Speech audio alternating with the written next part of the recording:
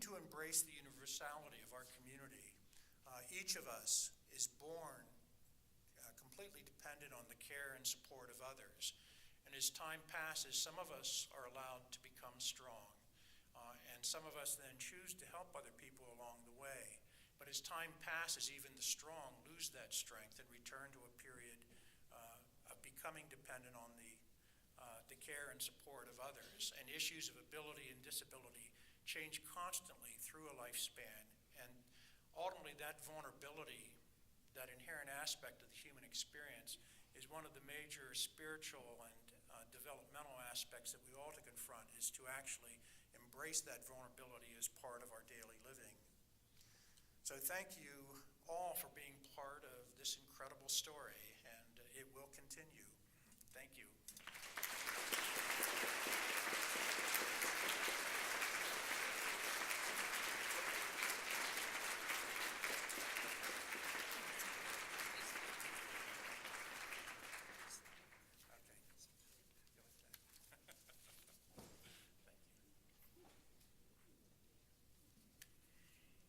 I would encourage all of us to retell the stories that you hear this morning.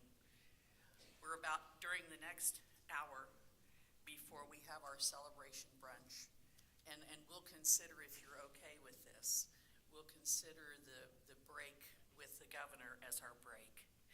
And that way we will be able to listen to these next incredible stories. We have 4 people who will be taking about 15 minutes apiece, who will be talking about stories from their perspectives. And in the interest of time, I'm not going to read very much about them, but they have incredible histories. And they are, and while I'm reading this, would these people please come up and join me on stage for the next 4 stories. Jean Searle is a self-advocate who was a Pennhurst class member, and with the help of an advocate, she left the institution. And she went straight to a sheltered workshop with a school on the property, and no one was allowed to leave, and she didn't have freedom. And I won't tell her story because she will tell her own story. But what she has been able to do in her life over the years with her experiences is remarkable. Jim Conroy is the executive director for the Center for Outcome Analysis. He graduated cum laude from Yale, and he was the principal investigator and designer of the Pennhurst longitudinal study. Nancy, we know Nancy. Where are you, Nancy?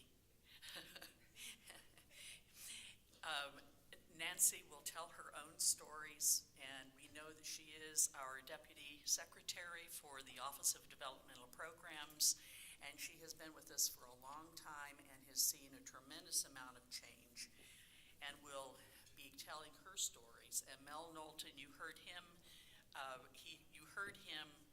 referred to by Dennis Felty.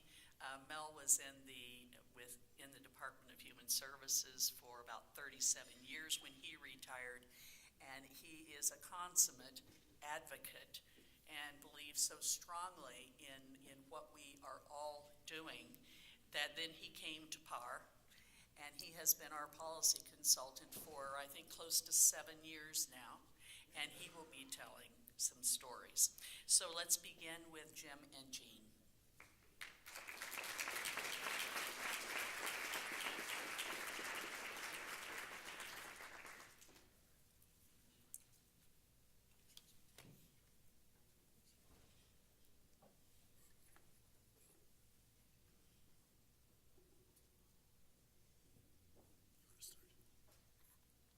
Good morning.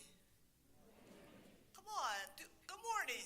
Good morning. That's better. I'm glad you started.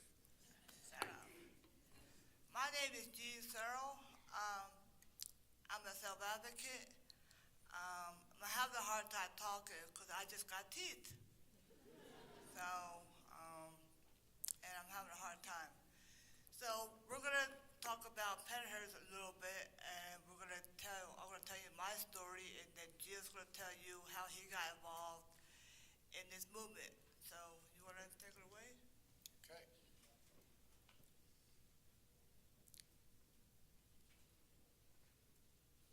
First of all, let me just say that that talk about our history was splendid.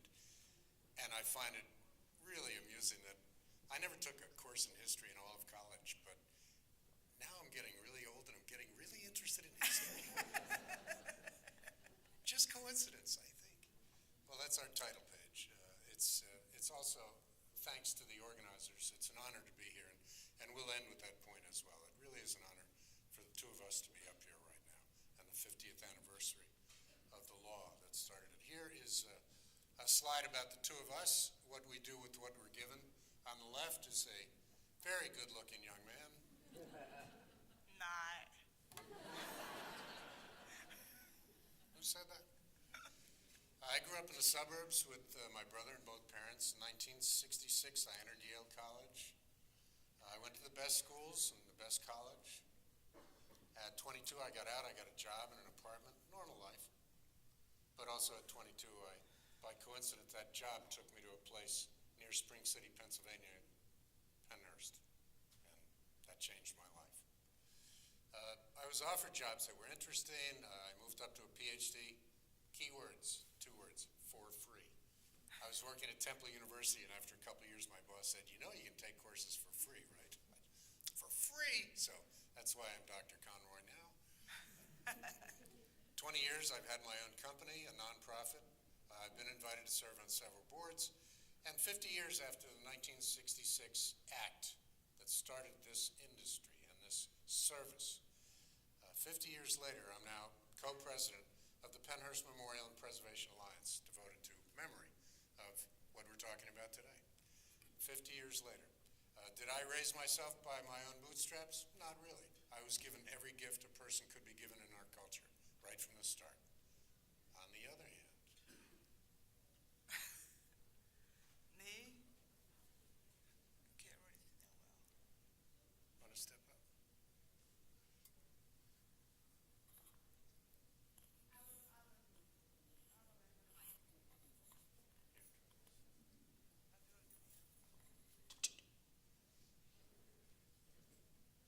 Hello? Hello? That's better. I run the show. I grew up in a foster home and institution.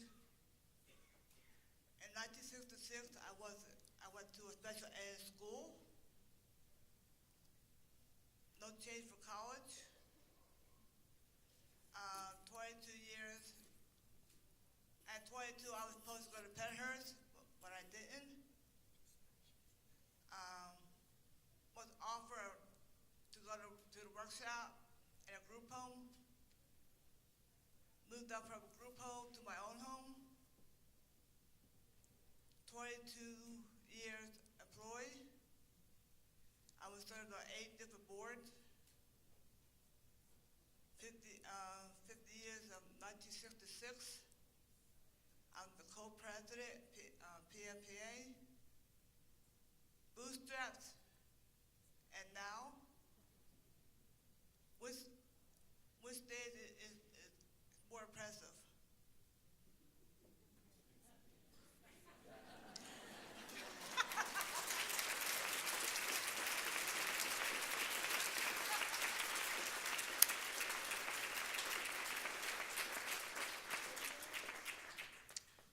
Did it again. You get jealous. Our purpose today is simple, to transmit the idea that Pennsylvania has transformed itself since 50 years ago, since the act was first passed. And we should all know that and take time to celebrate. That's really the message. We need to remind each generation, too, because, again, now that I'm getting quite old, it's really funny. These young people, you know, we have to tell them what it was like, uphill both ways, etc. A useful focal point to get started on this is provided by Pennhurst. It's not that Pennhurst is any special place. There were 293 places in the U.S. just like it. But Pennhurst is a useful way for us to focus and remember what has been accomplished is astounding. One of our notorious institutions was out in Spring City, and many of our victories and triumphs began there. And we don't know that generally. So it is for that purpose that we speak and tell stories today. Why Pennhurst? Well, the first televised expose of institutional conditions in the U.S. was at Pennhurst in 1968. A young reporter named Bill Baldini. This entire film went 5 nights, about 6 minutes each, 5 nights on Channel 10 in Philadelphia Market. And it was unprecedented. It's the first thing in the world where this happened, where we saw with our eyes, and we couldn't ignore it anymore. That happened in 1968. Suffered little children. And the whole thing is on our website. So for training, new staff, or for yourselves, it is worth 30 minutes.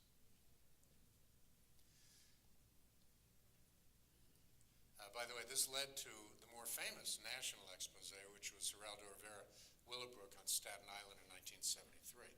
But he got the idea from us, Pennsylvania. Each generation should probably see it, and it's hard to believe now, but it was all too real. And I walked into that as a kid in 1971, just out of college. I walked into a unit at Pennhurst like the one Dennis described, about 50 men, mostly naked, screaming, hitting each other and themselves, and with feces and smells and sounds everywhere. And we can't forget it. Part 2, the source of the right to education. Back in the late 60s, after that expose on television, the ARC of Pennsylvania, then called PARC, decided something had to be done. They hired an attorney. The attorney, to be brief, recommended, if our children were allowed in public school, they wouldn't have to be sent away to Pennhurst. When I went to public school, people like Jean weren't allowed, right? When you went to public school, you had trouble. Yeah, I wasn't allowed to go to public school. So, the source of the right to education was 1971 in an effort to keep children from having to go to Pennhurst and places like it. Very few people know that. But the right to education started here, 1971, became national law in 1974, implemented in 1976. So there's something. The right to treatment, in a way, began here. There was a limited Supreme Court case, Romeo versus Youngberg, that started at Pennhurst. Nicholas Romeo, was born in South Philly in the Italian market and was sent to Pennhurst and was abused horribly. Had an Inquirer story, 15 pages, published about his life and pain. His case went to the Supreme Court and a right to treatment was established. The more famous case is a case about the right to live in the community alongside the rest of us. And that is Haldeman versus Pennhurst. And those three, the right to education, the right to treatment, the right to live in the community, not many of us in this room really know that they all began here. And that's a good message. Someday there will be a national awareness of this disability rights movement. And Pennsylvania has an honored place. So when you go back to work, remember your work here is part of the groundbreaking civil rights movement that this really is. And now we get from the general to the specific, one Pennhurst class member.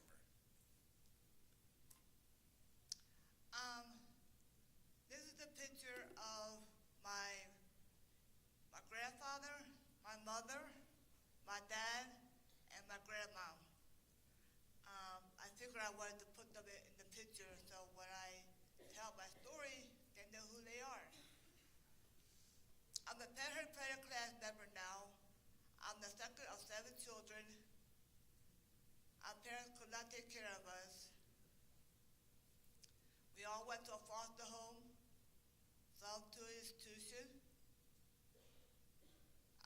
This is my institution at Allied Service. This is Allied Services in Scranton, which is still open. But I went back there for my 25th anniversary. Can you go back? I went back there for my 25th anniversary, and there's a picture I want to show you guys. Can anybody find me in this picture? Jim, don't do it. Can anybody find me here?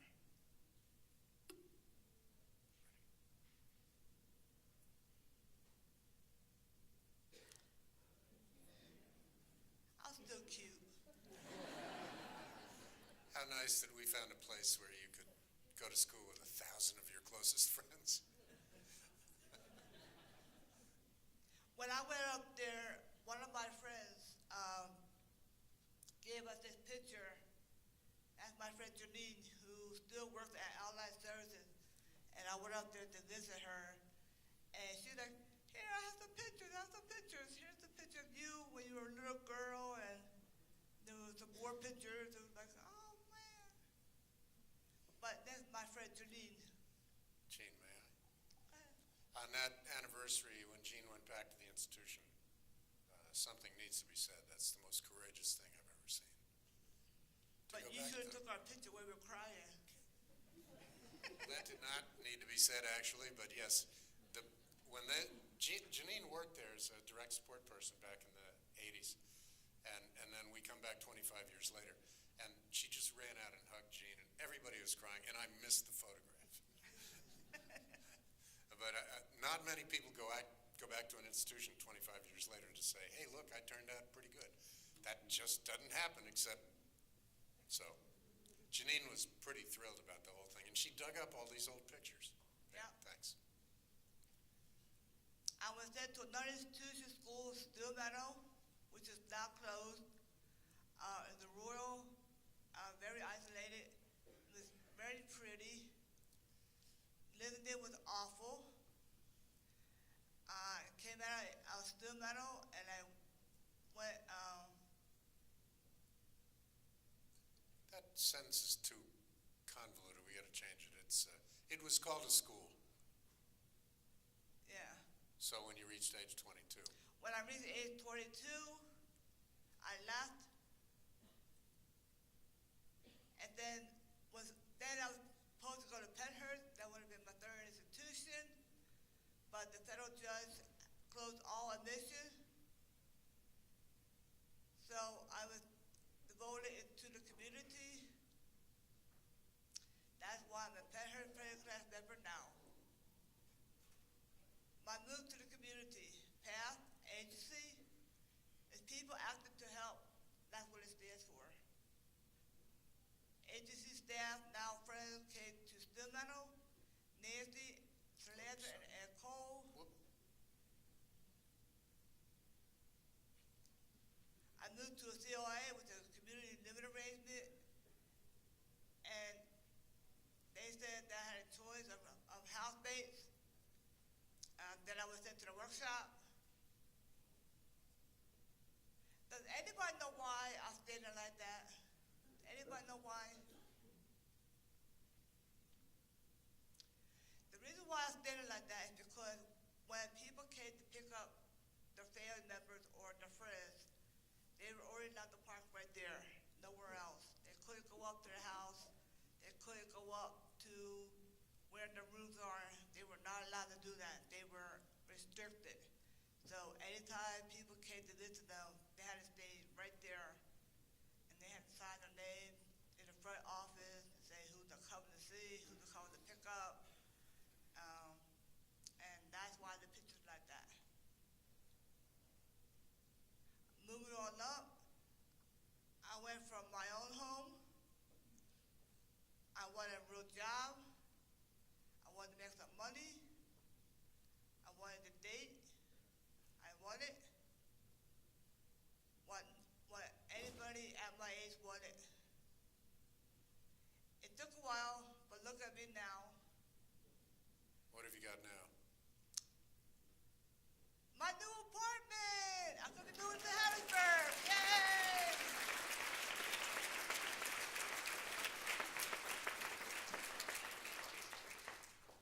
Got a job?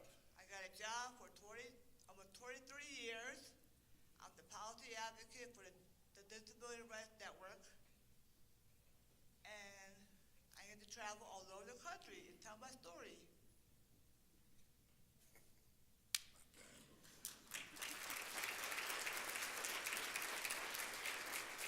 Don't get jealous. This graph is a way to symbolize what's happened in my generation, anyway, from the 1950s onward. After Dennis described eugenics and the Nazi Nazi era and T4 and the killing of children with disabilities and all that? Did we learn anything from that? You know what? Look at 1952 on the left. We kept putting people into institutions, even after World War II, after we knew that that kind of segregation, isolation, sterilization was wrong. We knew it, and we kept doing it. So, it took a while to learn what we've learned now and what we're celebrating today with the cake and the 50 years. But the graph on the left shows that we reached a peak of almost 200,000 Americans with intellectual disabilities in public institutions in about 1970, and we've been going on down ever since. That's a spectacular achievement, which other countries have not yet done. On the right is a graph showing the growth of community living, which is the, if I may call it, the industry which we all represent in this room. That's the service profession that was created at the time when we realized that big congregate institutions and segregation were a terrible idea. It was the best we knew how to do for a while, but now we found a better way. But on the right, you can see the exponential growth of people living in community settings. And of course, through all of this, most people have always lived with their families. Most. And they still do. But this is a growth chart which continues today. No more will we send people to institutions. During that period, I was really lucky to be the scientist that led the first and largest study of what happens to people when they leave institutions. And although in mental illness, mental health, the nation had a terrible experience because we did not support people out in the community. But in intellectual disabilities, we had probably the most successful social change of my generation. People moved out of Pennhurst and places like it over the past 50 years, and against my hypotheses as a scientist, they did great. Scientific terminology. Their lives blossomed, they flourished, and they are better off in just about every way we know how to measure. And that study now has been used in countries all across the globe to suggest that there is a better way. And that happened around Pennhurst, too. Now, we're going to switch gears. Jean, just describe this picture for a second, please. Well, this picture, we went to meet with the owner of. Oh, Jean. For 20 years, Pennhurst closed in 1987 and it laid empty for 20 years. And then it was purchased by a private group. And then they met with us, and they told us that they were not going to do a haunted house, and they were not going to use the imagery of people with disabilities. But then 2 days later, we went onto the website, and this is what we saw. Oh, wait, the Pennhurst Asylum, I better say this before the picture, was sold, the old grounds were sold in 2008, after 20 years of decay. And in 2010, they started running the Pennhurst Asylum, which is a Halloween haunted attraction. And there's nothing so bad for our group, the Pennhurst Memorial Alliance. There's nothing bad about that. It is a spooky set of old buildings. It's a great place to have a haunted house. There's just one thing that troubles us: imagery. They hired people with disabilities to act as objects of terror, fear, and degradation. I can't even begin to say how wrong that is. It's the final indignity. And this is, Jean, back to you. This is the ad they placed. Yeah, this is what they placed on the website. This is their picture. And we were very disgusted. And you can see the straitjackets, the head bandages, the hospital gowns, the wheelchairs, and everything. Everything they're doing is intended to evoke the image of people with mental illness and intellectual disability as fearful, terrifying, and sick, to be segregated. Now, that is just the last thing we need right now. Oh, this is the dentist chair. This is one of the worst things I have ever seen before in my life. This is a client getting their teeth pulled. No anesthesia, just natural pull. Because when they bite somebody, all the teeth get pulled out. No anesthesia at all. We've heard that for years since I took part in the original lawsuit in the 70s as their scientist. We found evidence in the records of people that their teeth had been pulled because they bit somebody. And we always wondered about it, whether it was true or not. And recently I found the relative of a dentist who did it and told me all the stories. And indeed, in the 50s, anesthesia was considered unnecessary because, and I'm quoting, those people don't feel pain, do they? So that, we actually like this slide because it's about that horror. It's about the dentist chair and the pulling of teeth. About a third of the people at Pennhurst when I got involved in the lawsuit had no teeth. About a third. But the reason the slide is happy because my friend has been trying to get teeth for 5 years, and give him a smile.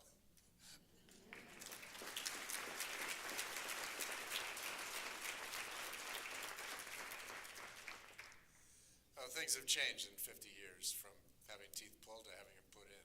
Yay! The asylum opened, and I just wanted to tell you about money. Tickets ranged from about $50, and they had 3,000 people every night, 7 weekends, 3 nights a weekend, and they made about $2 to $3 million in